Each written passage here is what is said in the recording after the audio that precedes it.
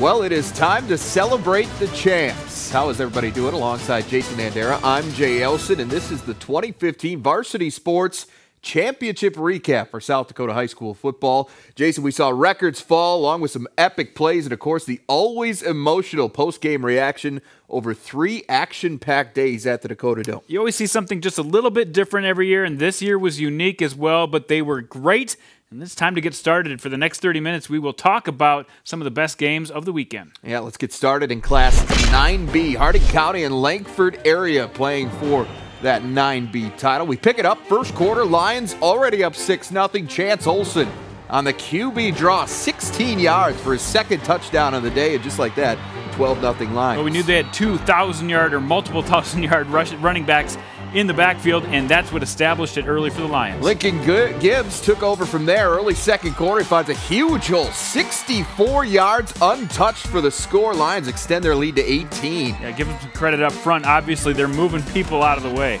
But Gibbs just getting started, Jason. He finds pay dirt again 6 minutes later, this time from 3 yards out, and it's 26-0 Langford. Next Lions possession, though, you guessed it, Gibbs again. Nothing but him and the sideline here. He scampers 82 yards to make it 32-zip. This is when it starts getting a little demoralizing for a physical team like Harding County not to be able to stop a guy like Lincoln Gibbs. Ranchers would get on the board before the half. Sam Podzimic hooks up with Clayton Cook on a 14-yard scoring strike. Ranchers, though, trailed 32-6 at the break. Third quarter now, Gibbs, how about he picks up right where he left off? Are you kidding me? Sets a new all-class record with this 93-yard touchdown run. He also broke Hunter Johnson's single-game record with 350 yards and 5 touchdowns. Langford wins its first state title, 52-28 over Harding County. What an effort and an undefeated season for the Lions. Yeah, and it's runs like that one that show you what he can do. He made some of that himself.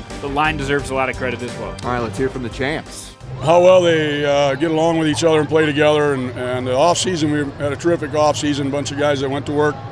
We got beat first game in the playoffs last year, and our guys didn't like that much. We knew what we had returning, and they got it done in the offseason, and we were able to stay healthy for the most part this year until playoff time. We lost a couple guys, but that was real key too, setting ourselves up in the playoffs for having home field advantage to get down here. It still hasn't hit me quite yet. It's amazing. You don't get a team like this. It's once in a lifetime. And for us to do it the first year that we get here, I hope it made our community proud, and all the past football teams have gotten close, the semifinals and lost it, and all the present football teams too, so they can carry that around with them. The 9A title game featured Sully Buttes and Canastota, and the Hawks get things started real early in this one. Jared Nielsen with a run on their first drive of the game to get that offense moving. It was a little tough sledding, though, in this first drive for Canastota, but they did manage to get a touchdown. Of course, it was Jared Nielsen getting them on the board. Yeah, 6-0 Hawks at that point, and the floodgates kind of opened from there. Shea Jolly to Drew Siebert for the touchdown. It's 12-0. A team that doesn't pass a whole lot during the season found a couple of openings, and Shea Jolly, a good quarterback, took advantage of those. Jolly again to the air here. He's going to hook up with his brother. Isn't that nice? Scott Jolly for the touchdown, 20-0 Hawks. And this is all, again, just first quarter. Yeah, they're starting to feel comfortable getting on the board early, and their defense played a big part shutting down Sully Buttes early on. Second quarter now, it's that Nielsen fella again, breaking all kinds of tackles and finally breaking loose. He goes 60 yards for the score. 28-0 at that point in favor of the Hawks.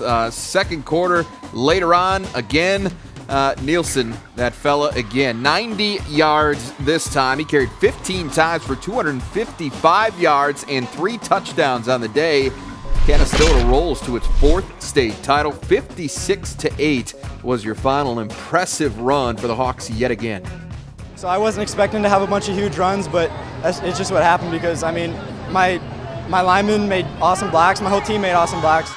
Jared Nielsen is a great kid. You wish you had 9 of them. He's a great kid in the classroom. He's a great kid on the football field. He leads the right way with his feet and his body, not with his mouth. And he's a tremendous kid to have on our roster, and he's going to be successful in no matter what he does because that's the kind of kid he is. Oh, it means a lot.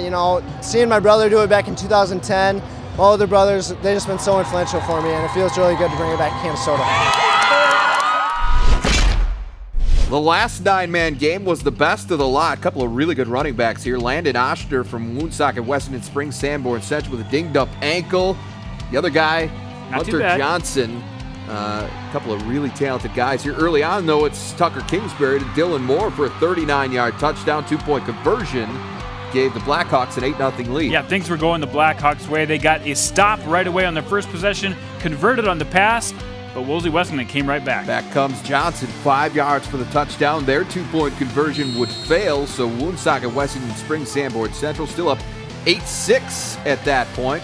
Back come the Warbirds, though. Jared Weber to Darian Aguja-Malusi, 25 yards for the touchdown. That gives Wolsey Wessington a 14-8 halftime lead. This started a string of scoring on 4 out of 5 possessions in the middle of the game. Here's the next one coming right out of the half where Aguja-Malusi shows his speed off. 30 yards for the touchdown, 12-point lead for Wolsey Wessington. Very next play, though, Landon Oshner, ankle looks okay here, just at 56 yards. When he was able to run straight up the field, he got it done, and that was huge for momentum because the game was just starting to slip away a little bit, but Blackhawks come right back.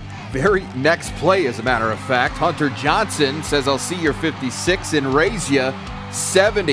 Yeah. 28-14, Wolsey Wessington. Seems like they're about to put this thing away, but hold on, not quite yet. Back come the Blackhawks.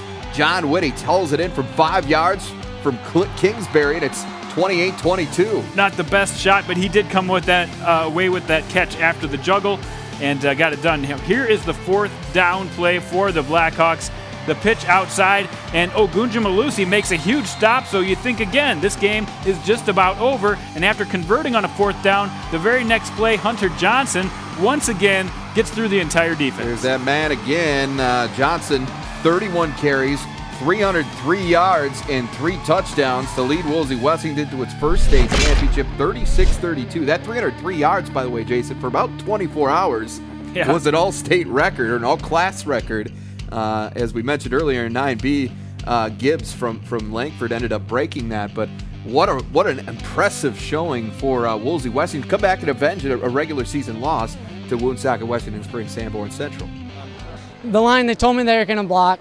They said just hit the hole hard and just we'll get the yards we need. We'll get the yards we need. And I knew if I just did it, and it opened up. It just opened up. They missed a tackle on me, and it opened up, and I knew I was gone once I got to the open field. So to bring a title back to this community and to these fans is unbelievable. I know everybody feels their fans are the best, but I can tell you one thing: these Wolsey Wessington community and fans are the best I've ever had. All right, still ahead, we'll show you the thrilling finish between O'Gorman and Washington in Class 11 AAA. But up next, we pay some respect to the dominating defense of the Winter Warriors. Varsity Sports on Midco Sports Network is presented by Mitchell Technical Institute, Shields, and Farmers Union Insurance Agency. And welcome back to Varsity Sports. Again, this is our championship recap for South Dakota High School football. We've taken you through the 9-man ranks. Let's get into the 11-man games now, Jason. And we start with 11B. Tri-Valley and Winter deciding that 11B title for the 3rd time since 2009. The Warriors won the first 2 of those meetings.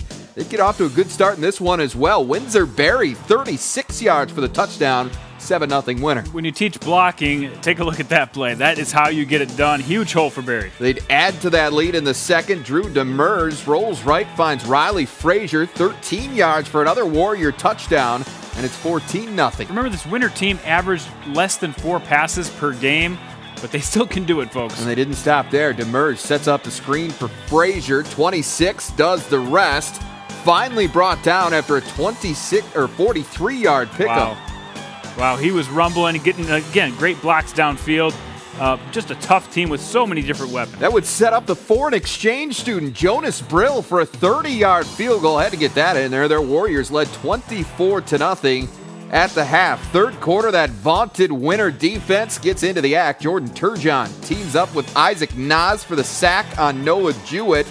And 2 plays later, it's Turgeon again Watch him. Flat-footed, snags the screen pass. Wow. He's going to take it back 24 yards for the pick six, and it's 31-0 Warriors. All starts with the pressure up front, but an athletic play to convert that one into a pick six. Oh, but hey, look at this. The Mustangs finally find some offense in their ensuing possession. The workhorse, see what I did there? Brenton Hanish, 38 yards to get Tri-Valley on the board. That kind of upset winner. I think they wanted the shutout here. They didn't get Only it, though. 8 on the year. But oh well, the Warriors would immediately kill any hope of a comeback. Check out the catch here by Barry. Ridiculous. Juggles it, but never breaks his stride. That goes 67 yards for a touchdown. Winner rolls to its third 11B title, their 6th state championship overall, 45-6 over Tri-Valley. See these guys really cap off and play the way they've been playing all year. You know, people would question our schedule.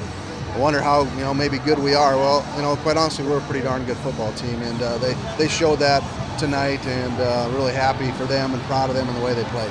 All those early mornings, late nights, working on the field and in the weight room and everything, finally paying off, and it's the greatest feeling ever.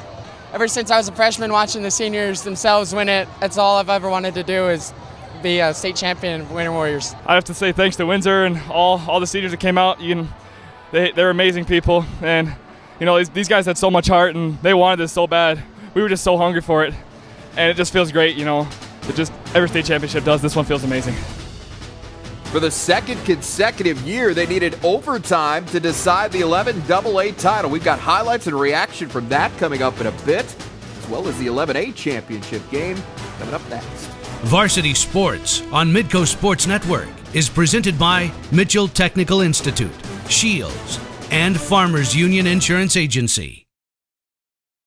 Welcome back again to our Varsity Sports Championship recap show for South Dakota High School football. We move to a Class 11A, Jason, now, and a couple of teams who are very familiar with one another. They play almost every year. You've got the perennial powers with the West Central Trojans making it almost every year. And now for the last 3 years in a row, the Bulldogs may be becoming their own perennial powers. Now let's go to the highlights. The West Central Trojans looking for their 12th state title, while Madison still looking for that first one after a scoreless first quarter.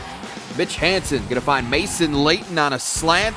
Get used to that, folks. Yep, 7-0 Madison at the half. Not a lot of scoring in the first half of this game. Third quarter, Hansen to Layton again, this time down the sideline. He does most of the work here, Jason. 76 yards for the touchdowns, and it's 14-0. Caught the safety out of position, made the move on the cornerback, and he can fly all the way for a score. Hey, you know what? Hansen and Layton weren't quite done yet. They're going to hook up again right here. 44 yards. Yeah, after the game I asked Mason Layton about a touchdown he scored, and he couldn't remember which one. 3 of them right away for the big guy.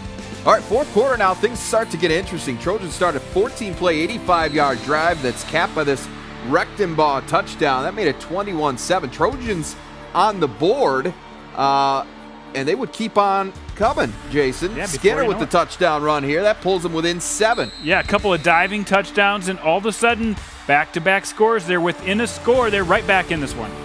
West Central would get it back again. This time, though, Jackson Yankee halts the drive with an interception. You think maybe that was the beginning of the end for West Central, and especially after this, get a load of this run from quarterback Mitch Hansen. This kid, pretty special. Yeah, rumbling down the field. Now, granted, West Central was kind of going for the strip right here on the last couple, but he kept shedding guys all the way down to the 1-yard line where Brody Frederickson would punch it into play later, but a great run by the quarterback Hansen. That made it 28-24, or 28-14, excuse me.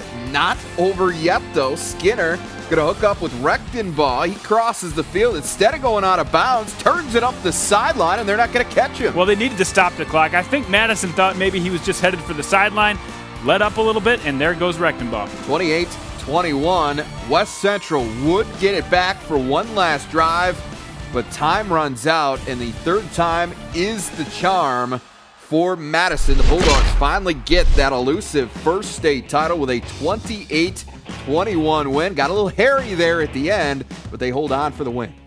I took a little breath there when we were up 21-0. We've been playing great defense, and maybe I relaxed a little too much, and then right after they had put 2 scores together, no, I was terrified. I thought, well, goodness gracious, it's going to be a battle to the end, and we're tickled pink to come out with a victory.